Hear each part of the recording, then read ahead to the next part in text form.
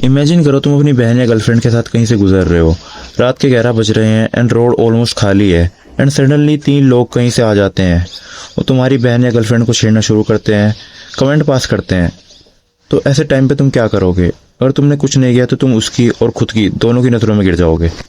ऐसे टाइम के लिए ये 3 प्रिंसिपल्स ऑफ फाइट तुम्हें बना देंगे किसी भी फाइट का मास्टर। First is confidence. देखो, confidence is the most important thing in every fight और एनी कॉम्पिटेटिव सिचुएशन। एक लो कॉन्फिडेंस पर्सन कभी भी अपने से ज्यादा कॉन्फिडेंस वाले पर्सन से नहीं भिड़ेगा।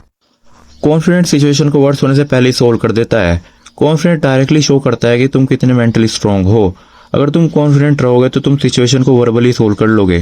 जैसे फर्स्ट सिचुएशन में जब उन्होंने तुम्हारी गर्लफ्रेंड को छेड़ा, कमेंट पास किया, तुम उस सिचुएशन को वर्बली संभाल लेते। पर यह कॉन्फिडेंस आएगा कैसे? शॉर्ट में इतना समझ लो कि कॉन्फिडेंस तभी आता है जब तुम्हें बिलीव हो कि सिचुएशन कितनी खराब क्यों ना हो जाए, तुम उसे संभाल लोगे।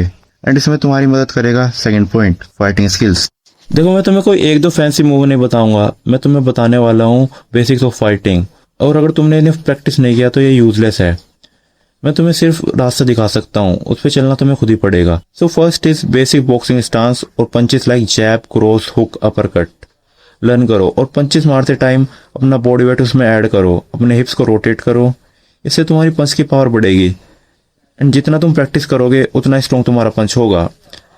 एंड इन फाइट पहला अटैक तुम्हें करना है, तुम्हें अपने अपोनेंट की चिन पर मारना है। इससे वो कुछ टाइम के लिए अनेबल हो जाएगा और मौका पाते ही तुम्हें वहां से निकलना है।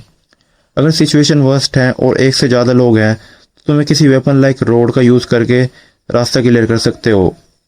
कुछ नहीं मिलता तो यूज़ योर हैंड एंड जितने लोग रास्ते में आए सिर्फ उनको डाउन करो और वहाँ से निकलो।